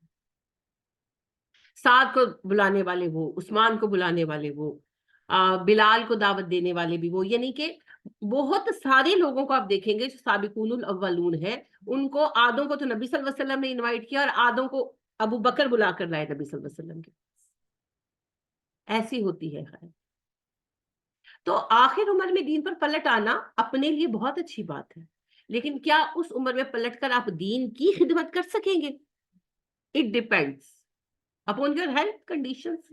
بعض لوگوں کی ہیلتھ اچھی ہوتی ہے، وہ کام کر لیتے ہیں، اور بعض جو ہے وہ پھر نہیں کر پاتے. تو لہٰذا جوانی میں کام ہونا چاہیے، ہے نا. وہ حالی کہتے ہیں کھیتوں کو دے لو پانی، اب بہ رہی ہے گنگا، کچھ کر لو نوجوانوں، اٹھتی جوانیاں ہیں. تو اسی لیے نبی صلی اللہ علیہ وسلم نے بھی فرمایا نا، جوانی کی عبادت اللہ کے ہاں سب سے مقبول ہے، جوانی کی عبادت اور جوانی کا زہد، کیونکہ اس وقت خواہشات پیک پر ہوتی ہیں. تو بڑھاپے میں بھی جس نے توبہ کر لی الحمدللہ کر لی، لیکن جو جوانی کا کام ہے وہ جوانی کا کام. تو اللہ ہمارے جوانوں کو رخ عطا کرے. ہمارے بچوں میں بھی کیپیسٹی ہے جی. پرابلم کہاں پر ہے؟ دو باتوں پر ہے. ہم نے انہیں صرف دنیا کے ساتھ جوڑ دیا، اللہ سے ہم نے دور کر دیا، انہیں تعلق ہی نہیں بنایا. اور چونکہ وہ دنیا کے پیچھے بھاگ رہے ہیں، دنیا نے انہیں تھکا دیا، تو انہیں ان کے مقصد کے ساتھ جوڑ دیا. اور ان کا مقصد ہے اللہ کی رضا اور دین کے نظام کا قیام. اپنے اس مقصد کے لیے کام کریں، باقی سب تو سیکنڈری ہے. اس وقت دنیا میں جتنی بھی قومیں ہیں، ذرا ایک دفعہ دھیان سے سوچیں کتنی قومیں دین کے لیے کام کر رہی. یعنی جو مسلمان ممالک ہیں، ممالک تو مسلمان ہیں، حکومتیں بھی مسلمان ہیں، اسلامی حکومتیں ہیں نہیں ہے نا، اسلام کے لیے کام ہو رہے. اچھا جو یورپ وغیرہ ہے سارا عیسائی ہے، لوگ بھی عیسائی ہیں، زیادہ تر حکمران بھی عیسائی ہیں، مگر کیا حکومتیں عیسائی ہیں؟ نہیں ہے نا. زیادہ تر تو سیکولر کہلاتی بھی ہیں. نہ بھی کہلائیں تو کوئی عیسائیت کے لیے کام کر رہے ہیں؟ کہیں عیسائیت کا قیام عمل میں آ رہا ہے؟ اچھا بھارت ہندو ہے اکثریت، ویسے وید مت کہلاتا ہے ان کا، سناتن دھرم اس کا اصل نام ہے، ویدک دھرم بھی اس کو کہتے ہیں. ہندو ہم عام لفظ میں کہتے ہیں ہندوازم. تو حکومت بھی ہندو ہے، ویسے سیکولر ملک ہے. کیا ہندوازم کو ہی قائم کر رہے ہیں؟ نہیں نہیں، ہندوازم کو بھی قائم نہیں کر رہے، کیونکہ ہندوازم کی تعلیم بھی یہی ہے کہ خدا ایک ہی ہے. اور ہندوازم میں کسی طرح کی بھی تصویر اور مورتی بنانا حرام ہے ہندوازم میں. تو کیا ہو رہا ہے؟ تو ہندوازم بھی نافذ نہیں ہو رہا نا کہیں پر، وید مت بھی کہیں پر وہ نافذ نہیں کر رہا. صرف لوگوں کو خوش کرنے کے لیے کوئی مندر بنا دیا، کوئی ڈرامہ کر دیا، وہ ڈرامے چلتے ہیں. صرف دنیا میں اس وقت ایک واحد ریاست ہے، بدقسمتی ہے ہماری، جو اپنے عقیدے پر اٹل کھڑی کام کر رہی ہے، اسرائیل. اسرائیل اپنے عقیدے کے لیے کام کر رہا ہے نا، اور اس کو کسی کی پرواہ نہیں کر رہا ہے نا. اسرائیل اور کس مقصد کے لیے کام، وہ گریٹر اسرائیل کس لیے بنا رہے ہیں؟ بیت المقدس پر قبضہ کرنے کے لیے. بیت المقدس پر قبضہ کیوں کرنا ہے انہوں نے؟ بیت المقدس پر قبضہ کرنا ہے نا، کیوں کرنا ہے؟ وہ ان کا مقصد تو نہیں ہے، وہ تو ان کے راہ کا ایک حصہ ہے. مقصد تو کچھ اور ہی ہے نا. کیا مقصد ہے؟ اپنا دین قائم کرنا. دین تو قائم کرنا ہے انہوں نے اپنا، پر کیسے کرنا ہے؟ آپ نے کیسے کرنا ہے؟ تبلیغ کر کے. تبلیغ کر کے تو آپ لوگوں کو مسلمان کر سکتے ہیں، دین تو قائم نہیں کر سکتے. ریاست بنائیں گے. وہ بنا لی ہوئی ہے آپ نے، 1947 میں بنا لی تھی، پھر کی کاڑے لیا تسی. جب آپ اپنے دشمن کے مقصد کو ہی نہیں پہچانتے تو آپ نے روکنا خاک کھے کٹا ہے. 1000 بار کی بتائی ہوئی بات آپ جو کنیکٹ نہیں کر پا رہے. جی دجال کے استقبال کرنے کی تیاری کر رہے ہیں نا، آخری مارکے کی تیاری ہو رہی ہے کہ نہیں ہو رہی؟ آپ کو نہ اپنا مقصد یاد رہتا ہے نہ دشمن کا مقصد یاد رہتا ہے. یہ بڑی سیریس بات ہے، صرف آپ کو نہیں میں کہہ رہی، سب کو کہہ رہی ہوں. نہ اپنا مقصد یاد رہتا ہے نہ دشمن کا مقصد یاد رہتا ہے، تو پھر کیسے کام چلے گا نا. سب کا یہی حال ہے، آئیں بائیں شائیں ہم ہو جاتے. بات یہ ہے جی ابھی اس وقت دنیا میں مذہب سے جڑا ہوا ہر بندہ آخری مارکے کی تیاری کر رہا ہے، چاہے وہ خود کو ہندو کہے، وہ کلکی اوتار کے انتظار میں بیٹھا ہے، وہ خود کو عیسائی کہے، وہ عیسیٰ کے انتظار. ویسے عیسائیوں میں عیسیٰ علیہ السلام کی واپسی کا تصور نہیں ہے، مگر یہود نے ان کو بھی دیا ہے مختلف شکل میں. اینی ویز وہ ایک علیحدہ بحث آ جائے گی، کمپیریٹو اسٹڈی کا وہ موضوع ہے. یہودی تو مسیح الدجال کے انتظار میں بیٹھے اور ہم اپنے عیسیٰ کے انتظار میں بیٹھے ہیں. یہ آخری مارکے کی تیاری ہر کوئی کر رہا ہے. ہر کوئی اپنے مسیحا کا انتظار کر رہا ہے، بالکل جی، ہر کوئی اپنے مسیحا کا انتظار کر رہا ہے، ہر کوئی اس مارکے کی تیاری کر رہا ہے، ٹھیک ہے، اور اس میں اصل ٹکراؤ دو لوگوں کا ہے، باقی یہ ہندو عیسائی یہ تو سپورٹنگ رول ہے ان کا، نہیں، اصل ٹکراؤ تو دو ہے، ولن اور ہیرو دو ہے، یعنی ایک ہیرو ایک ولن، ہم اور یہود، جنگ ہماری اور یہود کی ہے، باقی تو سارے سپورٹنگ کیریکٹر ہیں بھائی، ان کا کوئی رول نہیں ہے بیچ میں۔ یہود اپنی تعداد کی کمی پورا کرنے کے لیے عیسائیوں کے ساتھ کھیلتے ہیں، ان کو یوز کرتے ہیں، عیسائیوں کا تو بیچ میں کوئی بیسک رول ہی نہیں، دشمنی ہماری اور یہود کی ہے، ان کے نزدیک ہم ولن وہ ہیرو، اور ہمارے نزدیک ہم ہیرو اور وہ ولن، جو سچ بھی ہے، ہم ہیرو اور وہ ولن اس کہانی کے، اور اس کہانی کا وہ آخری مارکا درپیش ہے، بہت قریب انشاءاللہ، اس مارکے کی تیاری کر رہے ہیں، وہ اپنی جگہ ہم اپنی جگہ، اور ان کو بھی پتا ہے اور ہمیں بھی پتا ہے کہ جس وقت یہ علاقہ فلسطینیوں کے ہاتھ آ جائے گا، گریٹر اسرائیل تشکیل پائے گا، تب مسیح الدجال آئے، وہ مسیح الدجال کے آنے کے زمانے کو قریب مان کر اپنی فتوحات کو بڑھانے کے چکروں میں ہیں، ہم بھی یہ سب مانتے ہیں، مگر ہم ہاتھوں پر ہاتھ رکھ کر بیٹھے ہیں کہ آ جائیں گے امام مہدی، آ جائیں گے بھائی، امام مہدی اکیلے آ کر مارکا نہیں لڑنے لگے، ان کے ساتھ آرمڈ فورسز ہوں گی، کون ہوں گی وہ آرمڈ فورسز؟ ہمارے آپ کے بچے، آسمان سے فرشتے تھوڑی اتریں گے ان کی مدد کے لیے، ہند کی افواج جائیں گی، یمن کی افواج جائیں گی، ترکی کے مسلمان آئیں گے، تو ان بچوں کو تیار کرو نا، ان کا بیج ہم نہیں ڈالنا، کیونکہ اب تو یہ چند نسلوں کی کہانی ہے، جتنا میں سمجھ پائی ہوں، میں تو آپ سے بار بار کہتی ہوں، اس صدی کے آخر میں امام مہدی کا ظہور اور یہ سب واقعات ہو جائیں، اس صدی کا آخر، اگلی صدی کا شروع، کیونکہ نبی کریم صلی اللہ علیہ وسلم نے فرمایا میری امت کی عمر یہود کی آدھی ہوگی، اور 500 سال اللہ گرانٹ کریں گے میری امت کو، تو یہود کی عمر 3000 سال تھی، ہماری 1500 سال بنتی ہے، 1446 ہجرہ یہ آپ کا چل رہا، تو باقی آپ کے 54 سال بچے، تو 54 سال، اور جو صورتحال ہے اس وقت آپ دیکھیں دنیا میں، اس سے پہلے جو سب سے بڑی چینج آئی تھی، وہ آئی تھی برفانی دور، آئس ایج، کیسے آیا تھا؟ کاربن ڈائی آکسائڈ اتنی بڑھ گئی تھی کہ دنیا جم گئی تھی، جی جی، پانی جم گیا تھا، اور دنیا کی 85% آبادی مر گئی تھی، ابھی بھی ہوگا، ابھی بھی ہوگا بھائی، کاربن ڈائی آکسائڈ 300 تک تو پہنچ چکی ہے، سائنٹسٹ کہتے ہیں جس وقت ہماری فضا میں کاربن ڈائی آکسائڈ 400 تک پہنچ جائے گی، گلیشیئر پگھل جائے گی، اور انہوں نے نقشے بھی بنا دیے ہیں، ہے نا، اور انہوں نے وہ بھی ایسٹیمیٹ کر دیا کہ تقریباً اس ٹائم تک رفلی ہے نا، اور 2050 تک کے بعد یہ چینج شروع ہوگا، اور 2060-70 میں دنیا ایسی ہوگی اور ویسی ہوگی، یہ ان کی ایسٹیمیٹس ہیں، میرے حساب سے یہ بڑی جلدی ہوگا، میرے خیال میں بڑی جلدی ہوگا، اور یہ گلیشیئرز پگھلیں گے، اور اتنا بڑا چینج آئے گا جو کسی نے ایکسپیکٹ بھی نہیں کیا، اور دوبارہ وہی ہوگا، 80%، 75% دنیا ختم ہو جائے گی، اور جو باقی لوگ بچیں گے یہ وار ان کے مابین ہوگی، اور تیروں تلواروں سے ہوگی بھائی، تیروں تلواروں سے ہوگی، یہ ٹیکنالوجی دھری رہ جائے گی، اور اس کے بعد یہ سارے واقعات شروع ہوں، پھر عیسیٰ علیہ السلام کا آنا اور یہ سب کچھ ہونا، تو بنیادی بات یہ ہے کہ ہم اپنا مقصد ہی نہیں جان رہے، ہم بار بار بھول جاتے ہیں، ہمارا اور یہود کا یہی فرق ہے، آپ کو پتہ ہے یہود کی تعداد دنیا کی کل آبادی کا 0.25%، 1% بھی نہیں ہے، 0.25% ہے، اور ہم 1.25 ارب ہے دنیا، ہم عیسائیوں کے بعد دنیا کی سب سے بڑی قوم ہے، مگر ہمارا کوئی وجود ہی نہیں ہے، نبی صلی اللہ علیہ وسلم نے جیسا کہ کہا تھا، کل ہی میں نے آپ کو حدیث سنائی تھی کہ جیسے سمندر کی لہروں پر جھاگ ہوتی ہے، مسلمان ایسے ہو جائیں گے، ہم ویسے ہی ہیں، اور میں نے آپ کو پہلے بھی ایک مثال سے یہ سمجھانے کی کوشش کی تھی، 100 فوجی آ رہے ہو نا مارچ کرتے ہوئے، تو جب وہ کسی پل کے پاس سے گزرتے ہیں، وہ پل جس پر سے ٹرک گزر رہے ہیں لوڈڈ، سب وہ نہیں گرتا، وہ 100 فوجیوں کو روک دیا جاتا ہے، پریڈ کر کے نہیں گزرنا، نارمل گزرو، کیونکہ تمہارے پریڈ کر کے گزرنے سے پل گر سکتا ہے، کیوں؟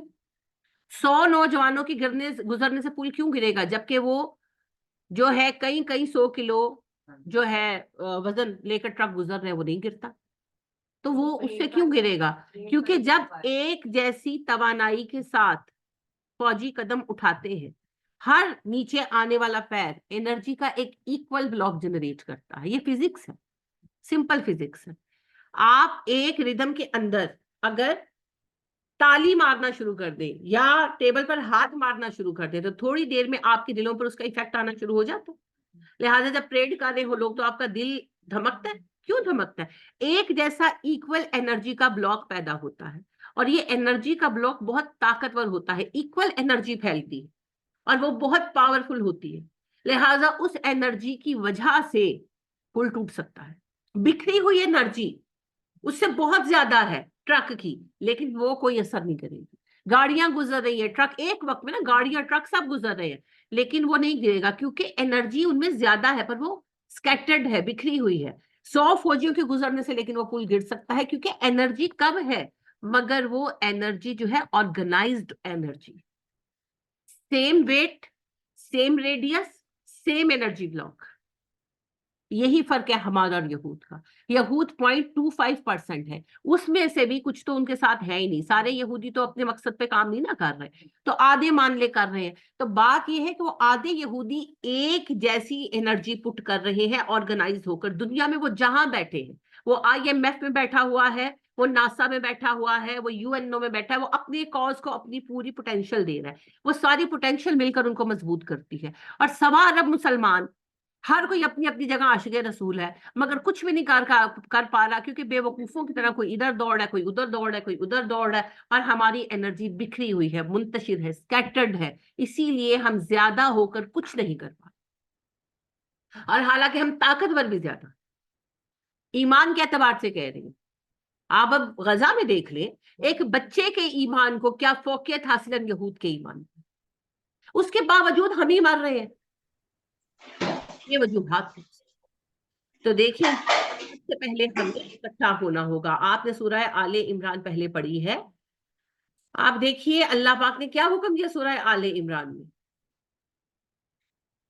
فَاصْبِرُوا وَصَابِرُوا وَرَابِطُوا.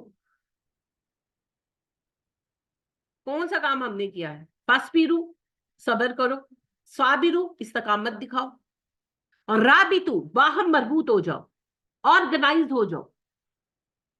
ہم جو صفے نماز میں آرگنائز نہیں کر پاتے, ہم انہیں آرگنائز کرنا ہے کچھ. تو جب تک ہم لوگ اتفاق اتحاد پر نہیں آئیں گے, ایک مومن نہیں بنے گی. کیسے ہوتے ہیں مومن؟ ایک دیوار, کل بنیان المرصوص, سیسا پلائی دیوار. اور نبی صلی اللہ علیہ وسلم نے بھی فرمایا ایک دیوار ہے مومن جس کی ہر اینٹ دوسرے کو مضبوط کرتی ہے. کون سی اینٹ بھائی؟ یہاں تو ایک دوسرے کو مارنے کے لیے روڑے پکڑ کے کھڑے ہیں سارے, کوئی کسی کو مدد دینے کے لیے تیار نہیں. مومن ایک جسم ہے جس کا ایک حصہ دکھے سارا جسم بے قرار ہوتا ہے. کہاں ہے وہ بے قرار؟ تو جب تک ہم ایمان کی حالت پر نہیں نہ آتے, چیزیں ٹھیک نہیں ہونے والی. تو یہ آخری مارکے کی تیاریاں ہیں بھائی, اور اس کے فتنوں میں فتنہ ہے دنیا. یہ جو پیٹوں کو اور شرمگاہوں کو فتنوں میں مبتلا کر دینے والی خواہشات ہیں, ایک لفظ میں اس کو سنبھالے تو وہ ہے دنیا. دنیا میں ہم اتنے پاگل ہو گئے ہیں کہ ہمیں اپنا فرض, اپنی حقیقت کا احساس ہی نہیں, اور ہر کوئی ڈپریشن کا شکار. نبی کریم صلی اللہ علیہ وسلم نے فرمایا قیامت تک تب تک قائم نہ ہوگی حتی یمطر الناس مطرا آمن ولا تنبت الارض شیئا, کہ لوگوں پر بہت بارش ہوگی لیکن زمین کچھ نہیں اگائے گی. بارش کے نتیجے میں فصلیں اگتی ہے نا, تو بارشیں تو ہوگی مگر فصلیں نہیں آئیں گی, سیلاب آ جاتے ہیں. دیکھا ہے آپ نے کھڑی فصلوں پر بے موسمی بارشیں. ریزنز ہیں نا, مختلف ریزنز ہوں گی, ان ریزنز کو ہم بھی فیس کر رہے ہیں. جس وقت موسم ہوتا ہے بارش کا, بارش نہیں آتی, مشکل سے فصلوں کو کھڑا کرتے ہیں, کوئی آدھی کھڑی کوئی آدھی سڑی. پھر جس وقت فصل کھڑی ہو جاتی ہے بارشیں ہو جاتی ہیں, ہاں, اور وہ یا تو بہہ جاتی ہیں یا وہ سڑ جاتی ہیں. تو بارشیں تو ہو رہی ہیں, بے موسمی بارشیں ہو رہی ہیں. ابو ہریرہ رضی اللہ تعالیٰ عنہ کہتے ہیں نبی کریم صلی اللہ علیہ وآلہ وسلم نے فرمایا کہت یہ نہیں ہے کہ تم پر بارش نہ برسائی جائے, کہت یہ ہے کہ بارش تو بہت ہو لیکن اگے کچھ نہ. یہ کب ہوتا ہے؟ وہی بات ہے بے موسمی بارشیں, سیلاب آ جاتے ہیں اور ساری فصلیں بھی بہہ جاتی ہیں. جب پچھلے سال ہم کوہ سلیمان پر گئے تو وہاں انہوں نے ہمیں دکھایا کہ ہم نے یہ ساری ہارویسٹ کی ہوئی تھی, اور یہ جس وقت سیلاب آیا ہے ہماری ساری فصل بہہ گئی، یاد ہے شمسا؟ تو یہ ہوا، یہی طریقے اللہ پاک پھر اللہ ہے، وہ رب ہے، وہ کریم ہے تو وہ قہار بھی ہے، پھر وہ ایسا پکڑتا ہے کہ پھر لگ پتا جا۔ آپ دیکھیے پچھلے سے پچھلے سال تربوز کی فصل ساری برباد ہوئی، اور بھی ہوئی ہوں گی، مجھے تربوز کا پتہ کیا ہوا، بارش پڑ گئی۔ میری دوست ہے، ان کے بھائی نے ٹھیکہ لیا ہوا تھا تو ان کو بہت نقصان ہوا، تو ان سے باتیں تو وہ مجھے کہنے لگی، میں نے بائی دا وے پوچھا، میں نے کہا کہ تربوز منگاؤ تو خراب ہی نکلتا ہے، تو کہنے لگی باجی تربوز نہ لے، تربوز خراب ہو گئے اس دفعہ۔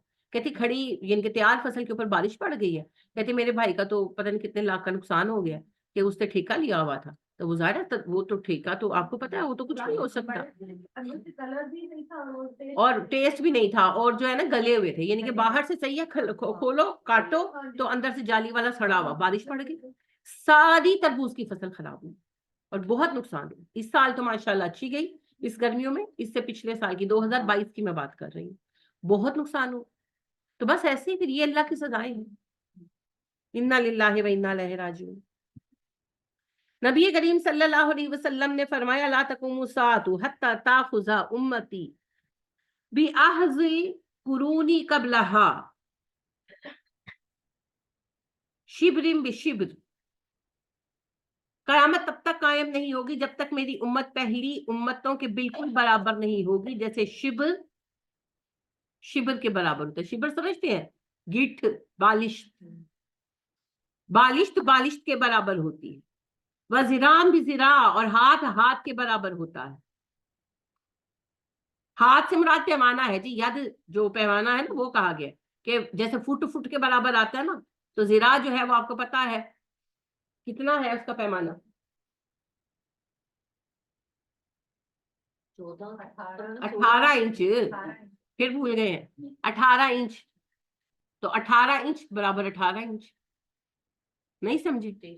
فٹ 12 انچ کا ہے نا، تو 2 فٹ، 1 فٹ ادھر 1 فٹ ادھر تو برابر ہو جائے گا نا، پیرالل ہو جائے گا نا، تو ادھر 18 انچ تو ادھر 18 انچ، ذرا ذرا کے برابر نہیں ہوگا، ہاں وہ والا ہاتھ ہاتھ پیمانہ فٹ والا میں مراد ہے، یہ والا ہاتھ مراد نہیں، یہ تو بڑے چھوٹے ہوتے ہیں۔ فقیل یا رسول اللہ صلی اللہ علیہ وسلم،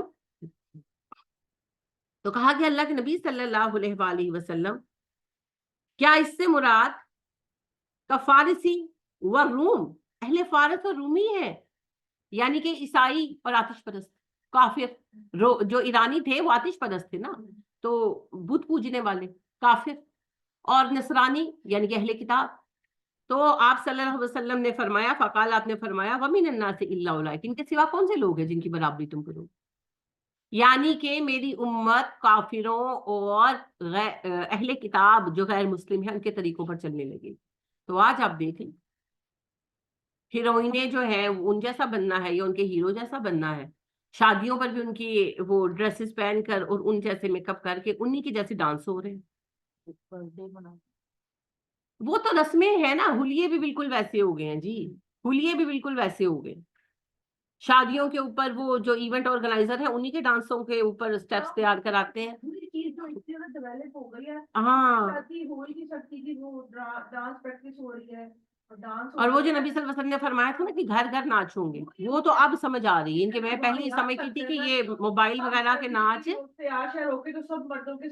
ناچ رہی ہے، دلہن بھی ناچ رہی ہے، استغفر اللہ، وہ گھر گھر ناچ جینوینلی مذاق کے علاوہ مجھے اب سمجھ آیا ہے، کیونکہ میں یہ سمجھتی کہ جو موبائلوں پر ٹی ویوں پر ہر کوئی بیٹھ کر دیکھتا ہے، تو نہیں، اب آپ دیکھیں پیسے دے کر وہ ایونٹ آرگنائزرز کو بلاتے ہیں اور وہ پھر آ کر باقاعدہ اسٹیپ سکھاتے ہیں، تو وہ دلہن بھی ناچ رہی ہے، اس کی بہن بھی ناچ رہی ہے، اس کی خالہ بھی ناچ رہی ہے، یعنی کہ جس سے ناچا جا رہا ہے وہ ناچ رہی ہے، انا للہ و انا الیہ راجعون۔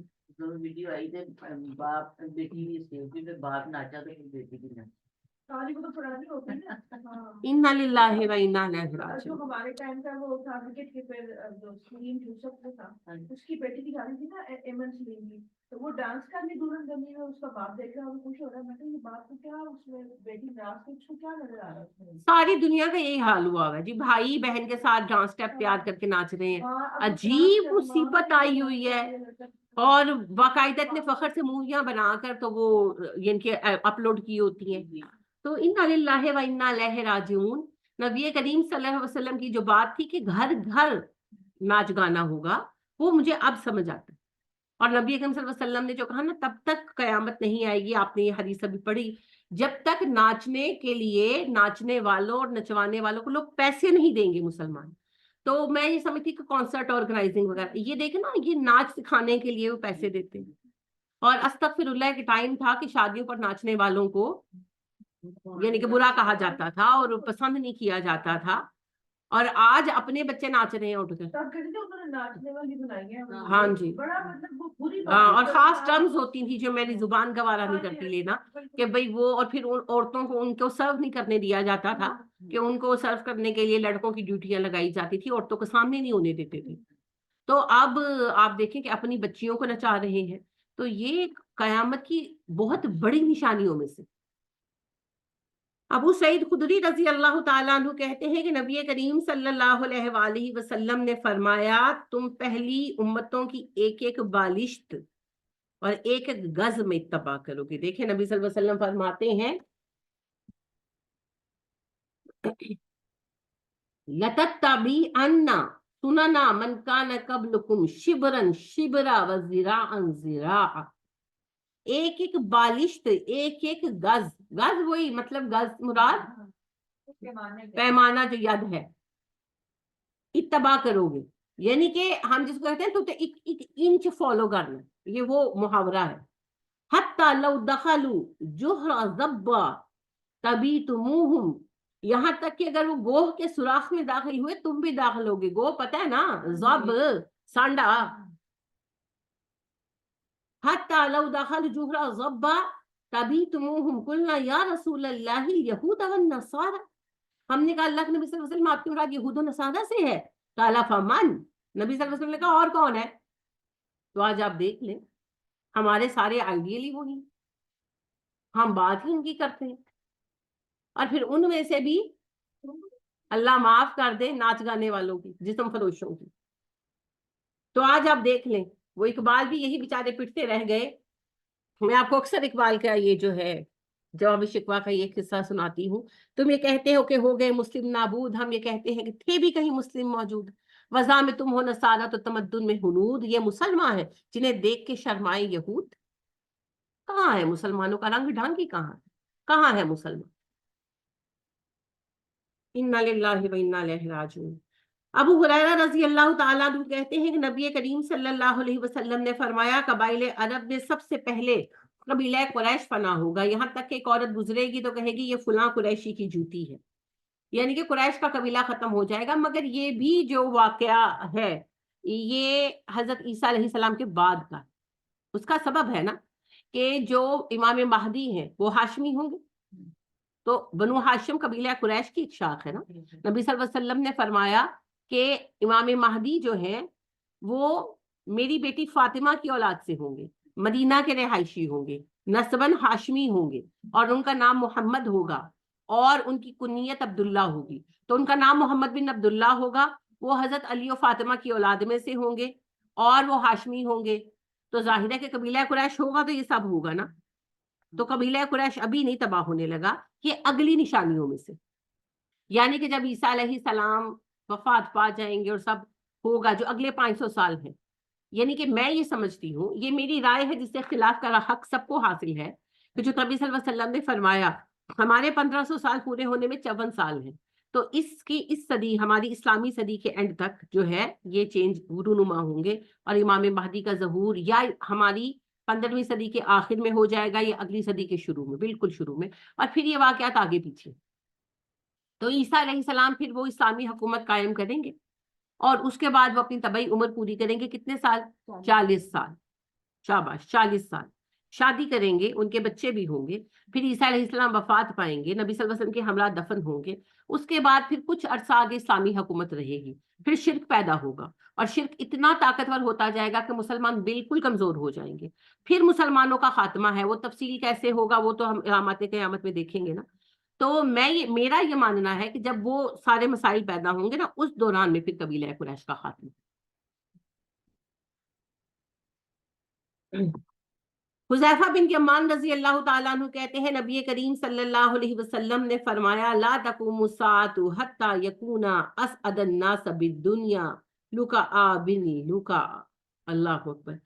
قیامت تب تک قائم نہیں ہوگی جب تک سب سے زیادہ خوش وقت انسان دنیا کے معاملات میں وہ ہوگا جو خاندانی کمینہ اور کمینہ ابن کمینہ، کہ باپ بھی کمینہ بیٹا بھی کمینہ، گھٹیا لوگ. معذرت کے ساتھ آپ کے حکمرانوں کی مثال یہی نہیں ہے.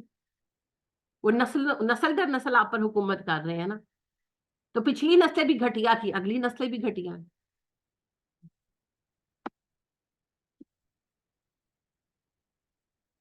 تو لہذا بات کیا ہے، جب تک دنیا میں دنیا کے معاملات میں سب سے خوش وقت بندہ وہ ہوگا جو کمینہ ابن کمینہ ہوگا. لکا بن لکا، کمینہ ابن کمینہ. اللہ اکبر. کریم ابن کریم کا الٹ ہے یہ.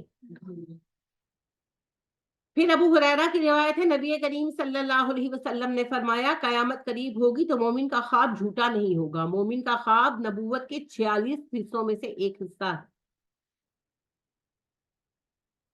تو کیا مطلب ہے سچے خواب آنا؟ تو اکثر آپ دیکھتی ہیں نا کہ ہر کوئی کہتا ہے کہ جی میں نے خواب میں یہ دیکھا تو ہو گیا. مطلب میں نے دیکھا کہ میں رو رہی تھی تو پھر فلانا حادثہ ہو گیا، میں نے فلاں دیکھا کہ میں مٹھائی بانٹ لی تو فلاں بات ہو گئی. تو سچے خواب تقریباً ہر کسی کو آج کل آتے ہیں. ابو سعید خدری کہتے ہیں نبی کریم صلی اللہ علیہ وسلم نے فرمایا اس ذات کی قسم جس کے ہاتھ میں میری جان ہے قیامت تب تک قائم نہ ہوگی جب تک کہ درندے انسانوں سے کلام نہ کرنے لگے. آدمی کی چھڑی کا چھلکا اس سے بات کرے گا، آدمی کے جوتے کا تسمہ اس سے بات کرے گا، اور آدمی کی ران اسے بتائے گی کہ اس کی بیوی نے اس کی غیر حاضری میں کیا کچھ کیا. یہ آخر زمانے کی نشانی ہے، اینڈ آف ٹائم کی. عیسیٰ علیہ السلام کے بعد یہ بالکل اینڈ آف ٹائم کی بات ہوگی.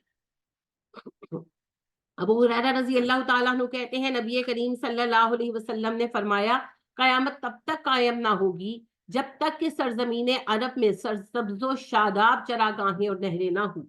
ایک سوار عراق اور مکہ کے درمیان سفر کرے گا، اسے راستہ بھٹکنے کے سوا کوئی خوف نہ ہوگا اور حرج بڑھ جائے گا. صحابہ نے عرض کیا حرج سے کیا مراد ہے؟ آپ نے فرمایا حرج سے مراد قتل ہے. ایک اور حدیث میں آپ نے کہا عیسیٰ تب تک نہیں اتریں گے جب تک عرب سرسبز و شاداب نہ ہو جائے. نہیں میں نہیں سمجھتی یہ کوشش ہے. ہاں جی مجھے پتا ہے، میں بھی دیکھتی رہتی ہوں. ابھی تو انہوں نے آسٹریلیا سے کئی ٹن مٹی بھی بائی کی ہے، لیکن اس سے یہ کام ہونے نہیں لگا، یعنی اس لیول پر نہیں ہونے لگا. کیونکہ نبی صلی اللہ علیہ وسلم نے کہا جب عیسیٰ آئیں گے تو عرب میں نہریں بہیں گی اور عرب سرسبز و شاداب چراگاہوں میں بدلا ہوا ہوگا. تو یہ گلیشیئر پگھلیں گے اور سمندر رستہ بدلے گا. کیونکہ یہ سمندر نے رستہ بدلا تو عرب جو ہے نا صحرا بنا. جب آدم اتارے گئے تھے تو عرب سرسبز تھا، یہ سمندر نے رستہ بدلا تو یہ صحرا بنا. اب سمندر پھر رستہ بدلے گا اور یہ دوبارہ سرسبز ہو جائے. ابو ہریرہ کہتے ہیں کہ نبی کریم صلی اللہ علیہ وسلم نے فرمایا قیامت تب تک قائم نہ ہوگی جب تک کہ قحطان کا ایک آدمی نہیں نکلے گا اور اپنی چھڑی کے ساتھ لوگوں کو ہانکے گا. چھڑی سے ہانکنے سے مراد یہ ہے کہ وہ بڑا سخت ہوگا، اس کی طاقت سے سب ڈریں گے. ٹھیک ہے، تو یہ ابھی ہوا نہیں. دیکھیں قحطان عرب کا ایک قبیلہ ہے نا، قحطان کاف ہا تو الف نون، قحطان عرب کا ایک قبیلہ ہے. اب یہ کب ہوتا ہے؟ یہ دونوں پاسبلٹیز ہے. ہو سکتا ہے امام مہدی سے پہلے ہو جائے، ہو سکتا ہے عیسیٰ علیہ السلام کے بعد ہو جائے. دونوں باتیں پاسبل ہیں. اسی طرح نبی کریم صلی اللہ علیہ وسلم نے فرمایا اینڈ آف ٹائم، دن اور رات کا خاتمہ تب تک نہ ہوگا جب تک ایک آدمی بادشاہ بنے گا جسے لوگ جہجاہ کہیں گے کہ اس کا نام جہجاہ ہو.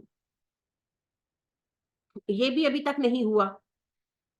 تو دونوں باتیں پاسبل ہیں.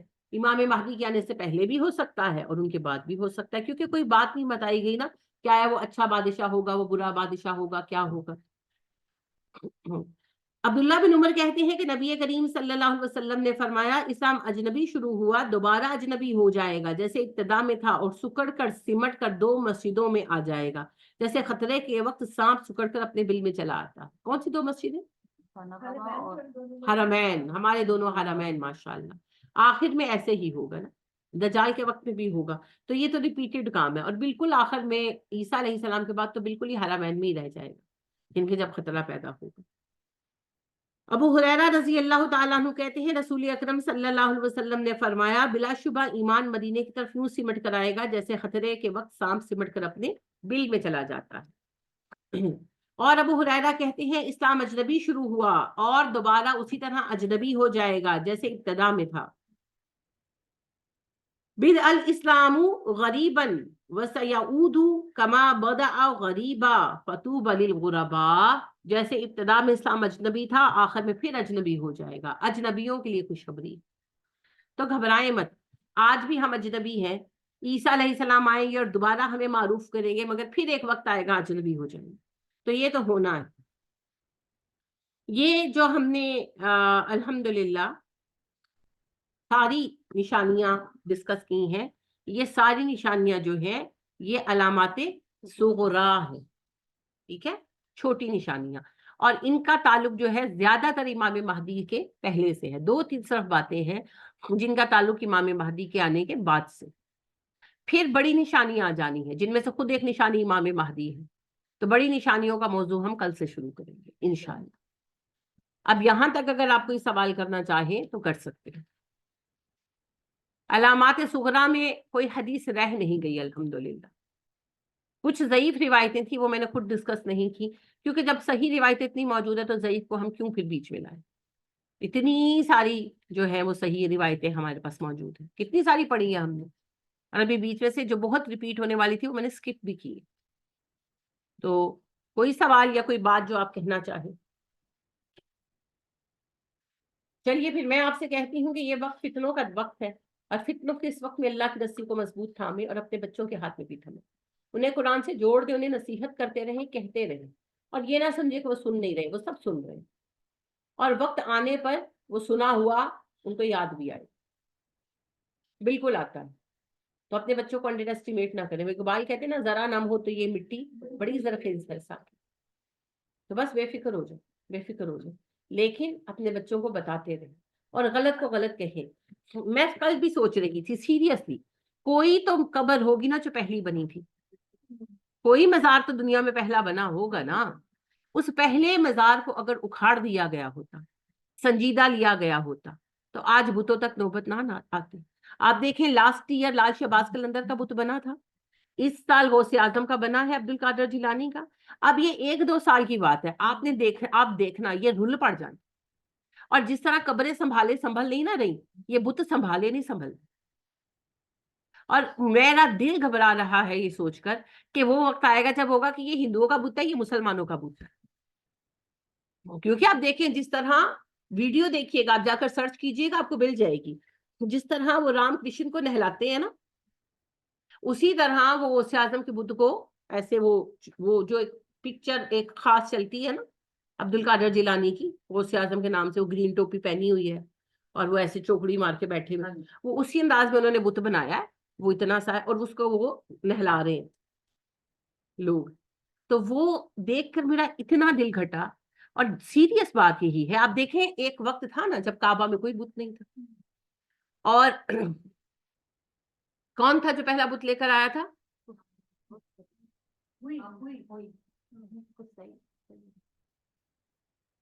آپ نے کیا کہا؟ عمر بن الحی جو ہے ایک حیائی بن اخطب جو ہے نا وہ الگ ہے. عمر بن الحی جو ہے نا وہ بت لے کر آیا تھا پہلا، اور اس نے کعبے پر انسٹال کیا تھا. وہ بائے کیا تھا، یہ واحد بت تھا جو باہر سے آیا تھا، بائے کر کے لایا گیا تھا شام سے، قبل. اس کے ایک بت لگانے کی دیر تھی. پھر ہر قبیلے نے اپنا اپنا بت بنایا، اور قبیلوں کے بتوں کے بعد پھر کچھ ایڈیشنل بت لگائے گئے، اور ٹوٹل بتوں کی تعداد 360 بنی. تصویریں اس کے علاوہ تھی جو کعبے کی دیواروں پر بنائی گئی تھی. دیور نوٹ ان ڈسکاؤنٹنگ.